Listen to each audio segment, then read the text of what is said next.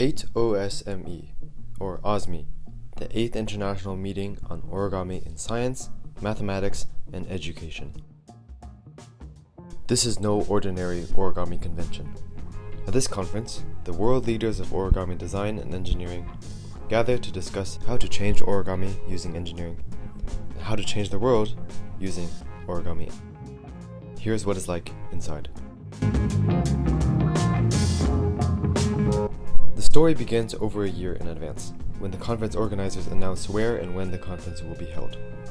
The conference is hosted in a different country every year, typically in the summer, and this year, the conference was held in mid-July in Melbourne, Australia. The process of getting your work presented and published looks something like this. First, you submit an abstract of your work, then they approve your abstract, then you submit a draft of your full paper, then they send your drafts to an anonymous peer reviewer who will leave comments, then you revise your draft based on the comments and then submit your final paper. The submitted papers will also be collected and published into a proceedings book, although as of right now, the proceedings for this year are not yet available. Finally, you show up to the conference and present your work. The conference itself is 3 days long, not including a few social activities the day before and the day after.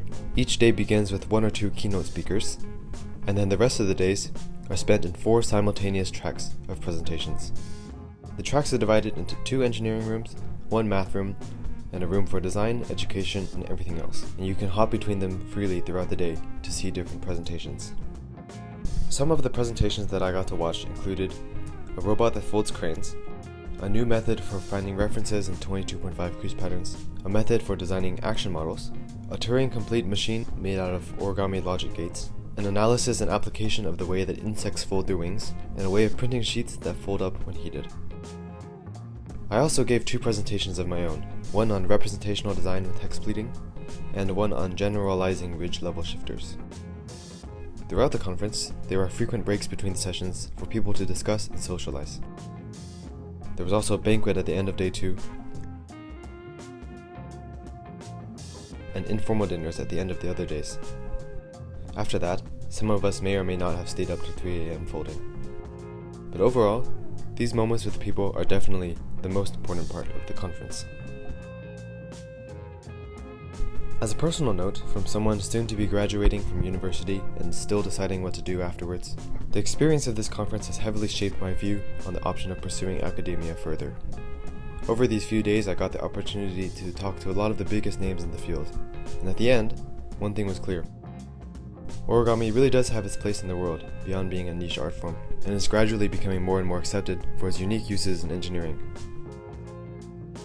There still are relatively few origami researchers out there, including those that are part of universities, or those that are independently researching. So it almost never happens that so many of us, from all across the globe, are all gathered in the same room. And that's really what makes this conference so rare and so special.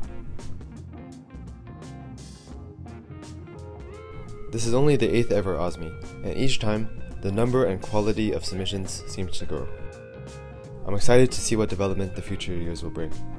And if you are someone who has a goal of being more than just an origami folder, more than just an origami designer, but an origami engineer who will change the origami world and change the world with origami, then OSME is the place for you. Thanks for watching, and I will see you at 9 OSME.